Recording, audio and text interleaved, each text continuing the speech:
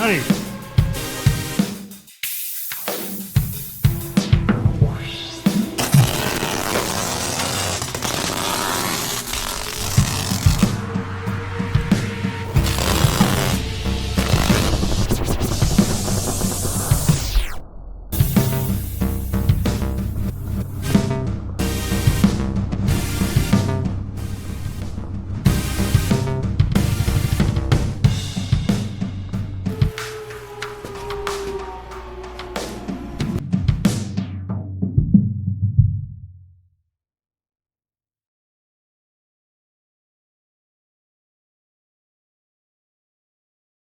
He like died in the car accident or something. It was pretty interesting talk.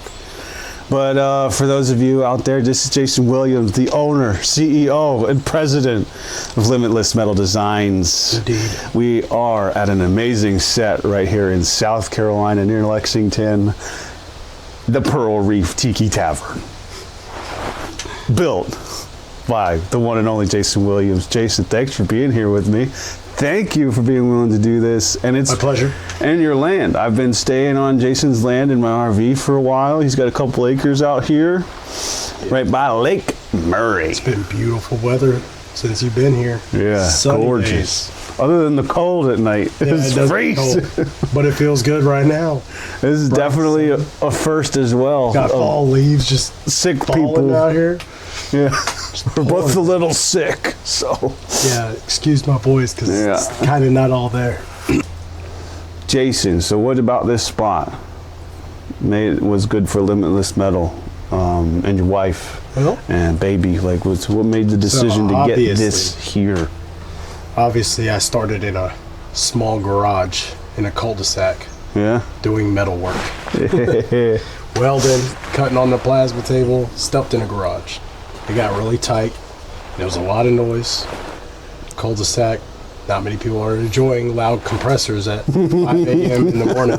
Yeah. I work early. So, yeah, what brought us here was I needed to expand the business. I needed more room for more tools.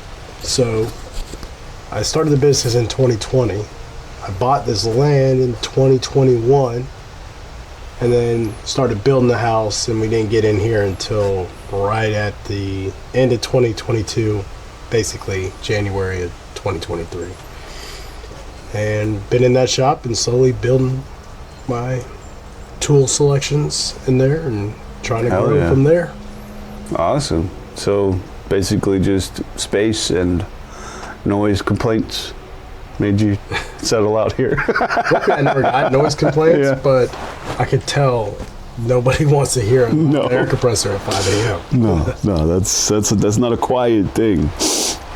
My neighbors were secretly hating me for it, but they secretly, they were just too kind of people to let you know. They didn't want to be those people, but behind closed doors, they were probably those people. So in case you didn't know, camera, Jason and myself, were we in boot camp together too? Or was it just School of Infantry? Yeah, that's right. Boot camp, School of Infantry, United States Marine Corps, up until Jason got an injury. And he was forced to, what'd you have to do? Where did they send you when that injury happened? I was still with you guys all the way to the end. You stayed there all the way to the end? Yeah. I was there, 1-8 Bravo Company until the end. When you say you were there and you had your knee injury, what did you do for it when you were just stayed there? I had 2 knee surgeries, so the second deployment I didn't make it with you guys. I was having my knee surgically procedures done to it. Mm-hmm. And then, so they moved me from Bravo, White Bravo, Weapons Company, all you guys went to Afghanistan on the second pump. Mm-hmm.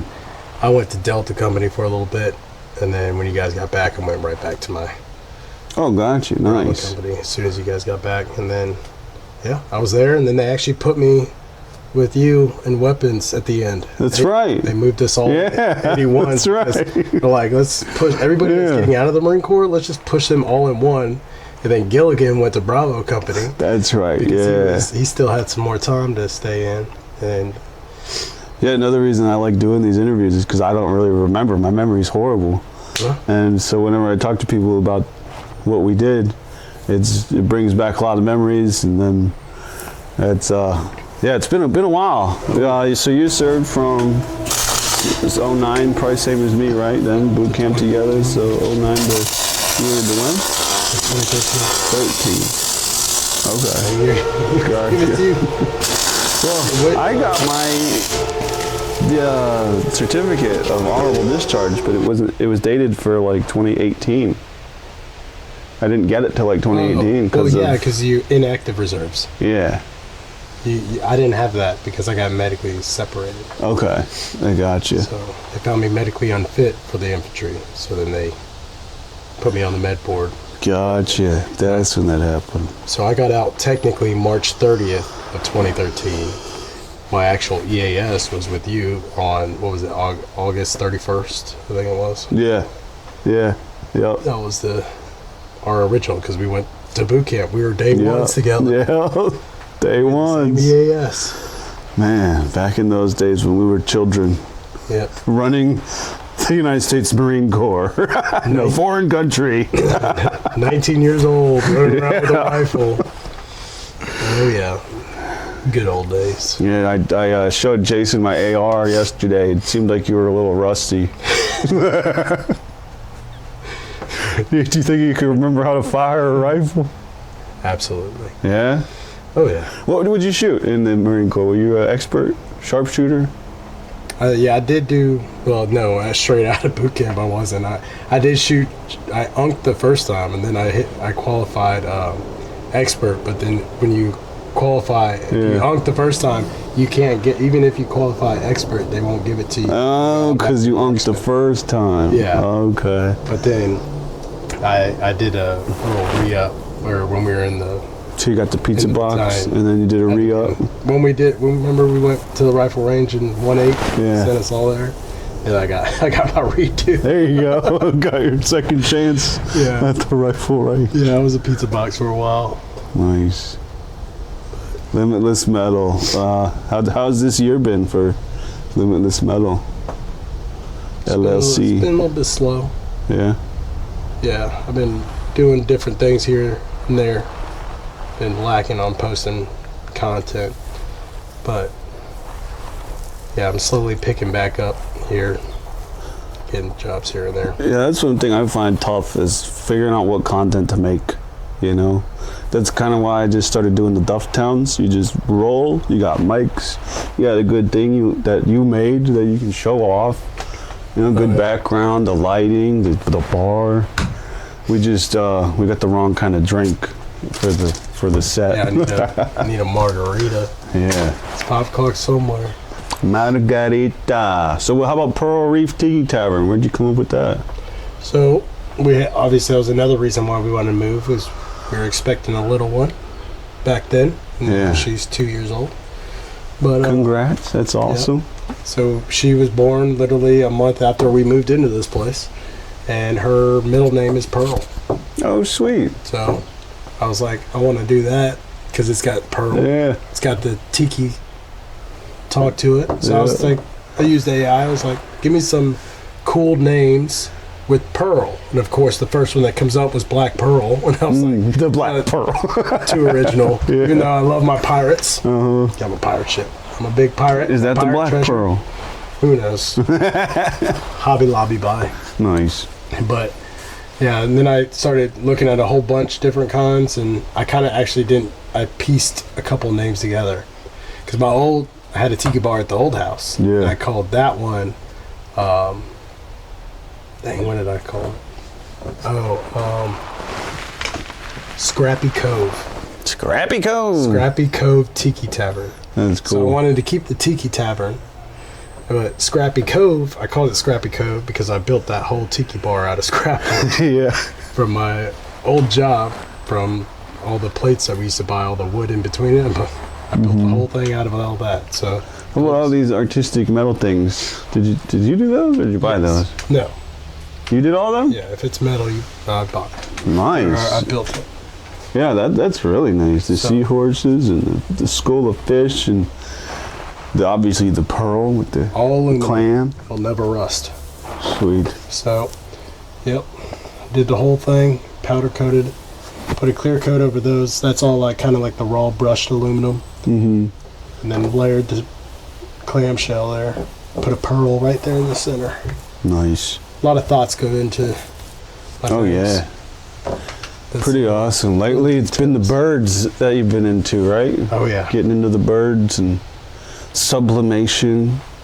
Yeah. And tell me a little bit about the powder coating process. I thought that was really cool when you showed me yesterday, and were telling me a little bit about how somehow it ionizes the powder and sticks. So the way powder coat works is it's literally like a fine powder. It's like baby powder. Mm-hmm. So you buy your colors, and then you have to have a good ground. So that's why you powder coat metal, because it's conductive. Mm-hmm. You put it on a metal hanger. It's grounded out. So when you shoot it out the gun, think of it like static electricity. Yeah. It sticks to the metal. Okay. So you can blow it off if you mess up and all that, so it doesn't stay on there. But then you got to put it in the oven. Around it, all of them are different. You'll see on their directions how long to cook it. But roughly it's about 400 degrees for 10 minutes. And that's when the part gets to 400.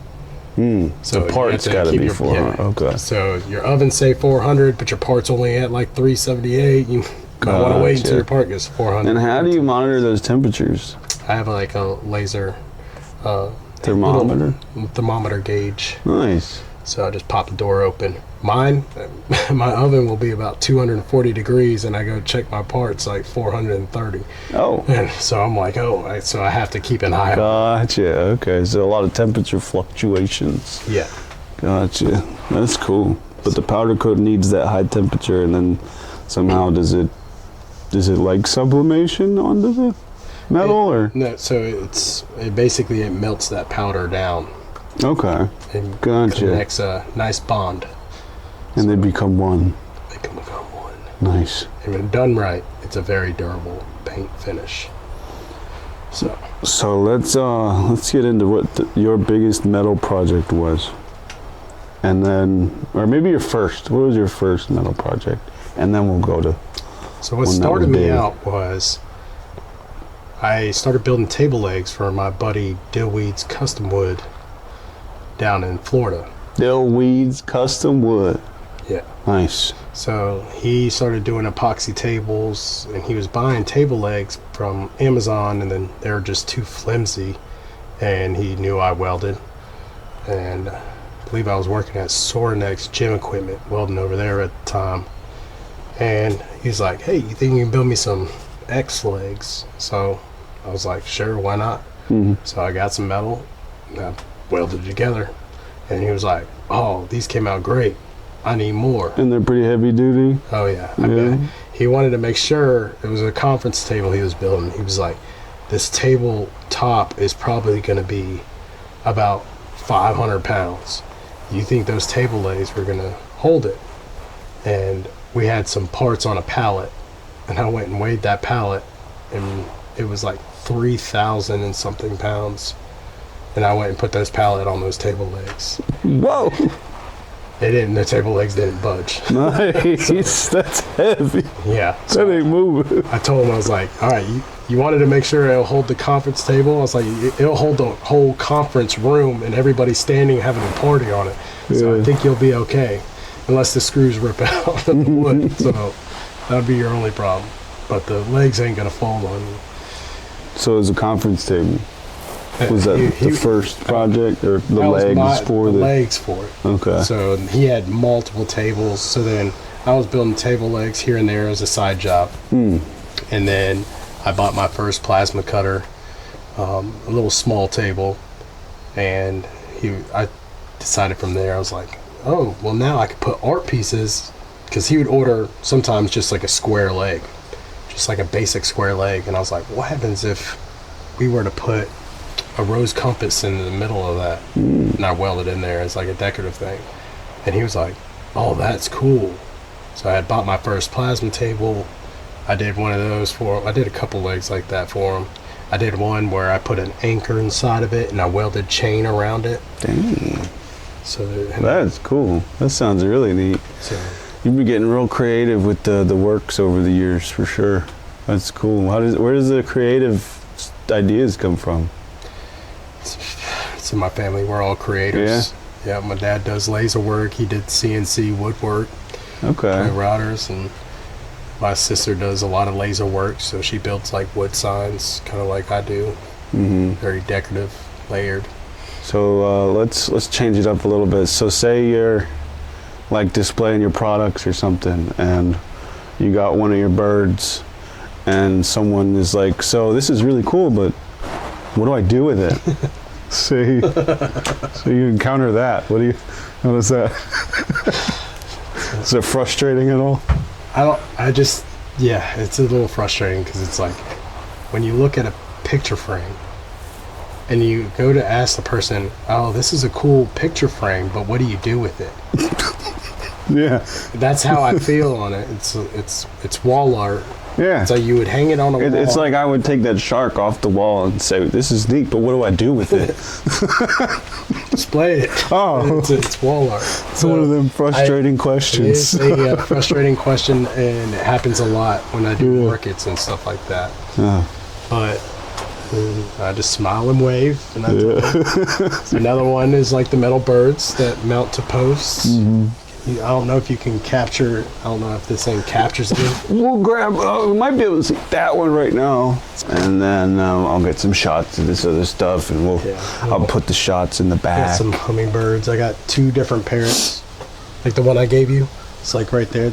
That's how I do it nowadays. Is the fully sublimated. Then I got It's incredible the colors on them, man. The sublimation with on the metal. I didn't even know you could do that. So is it ink? Or yep. Yeah? Ink that turns to a gas form, seeps into polyester. Nice. So, very durable, lasts a long time. You see those birds out there baking in the sun? Oh, yeah. Yep, they're not even fading. Jason taught me what difference between a male and a female cardinal look like yesterday. I didn't know. The ones that are a little more pale are the females, right? The prettier ones are the males. The males are the ones showing off. Bright red. What kind of trees you got there? Do you know what kind of trees those are? Some type of oak. White oak. That might be a white oak tree. Some white oaks, some birds sublimated on the metal. Owls. You've been trying to see some owls back here, haven't you? Yeah, they're back. You been hearing them? I just can't. You hear them. They're loud. Yeah. It's just trying to get your eyes on them because they blend in so well with the trees. I think I've seen one owl like in the wild, the tiny little guy, randomly in a. These are barred owls out here. They're pretty large. Yeah, I was in a professional plaza, and there was woods, and there was just an owl sitting right on the limb. It's like, damn, it was broad daylight too. Not what I was expecting. Usually come out at night. Yeah, sometimes you might be able to peek them out during the day. So was that table project? Was that your first project, or was it the big project? The table legs. That was the first project. Okay. Now I've fabricated so many different types of things, custom. So I was doing table legs, and then I started, once I got my plasma table, I was doing, some wall art stuff. And then I slowly started moving on. If someone needed something crazy built, like I built some boat stands for Sea Hunt, all aluminum. That was a pretty big job. I've done multiple different business signs. So those can get big. I've done a neighborhood sign. That was like this past year. That was a big one. How about a boat stand? What is it that have to be rated to hold? What kind of weights are we talking? I think it was 6,000 pounds. Yeah. Is each pants, because they would use 2 boat stands per boat. I can't remember. That was a while ago. That was about 2 years ago. So you got a pretty big range. You got your big heavy duty stuff that you can fabricate. You got your artistic stuff. Any one of those that you prefer doing over the other, or you just like all to work with metal? I like designing my ideas in my head that come to life and bring it to life. Yeah. But sometimes that doesn't always work out because something I like, not many other people would like. Yeah, it's wild how different everybody is. That's definitely something I've realized over the years. Everybody is so different. I love my birds. These little birds, I love having them out here. Those aren't big sellers though. I haven't sold any of them. But oh yeah, that's a good thing to bring up. What are the big sellers? What have you sold the most of? Would you say? Like name signs. Those were like a big thing. People would order that, like $75, and you get like an 18-inch, like W, and in the middle I'll put Williams. Nice. Decorative you can hang on your door, hang on your wall, stuff like that. Those sold a lot when I was doing the markets and everything. Sweet. People like to get those for gifts. Done a lot of little wedding signs. So those would probably be my biggest ones. Sold parrots like that. I had a big drop for all the parrot heads, Jimmy Buffett fans. Oh, those. Okay. So nice. Those sold pretty good. But yeah, no. The sports stuff, like the Gamecock stuff, or I do sell a lot of people like having the Gamecock stuff in this area. That's local. But I do ship, so I get a lot of orders outside. And like I said, Dillweed's down there in Florida. He gets me a lot of jobs. So he do the wood side of it. And be like, I need some metal. The one I just did was like a metal step brackets. He's building a whole staircase going in a big mansion house, and they wanted metal treads with a big 4-inch by 12-inch wood step on each one of them. So okay, nice. Build those brackets out. That's pretty cool. How about next year, 2026? What do you think some goals for yourself and Limitless Metal Designs would be for 2026? Maybe. I want to move from plasma to laser. Yeah, you don't have to focus in on plasma to laser.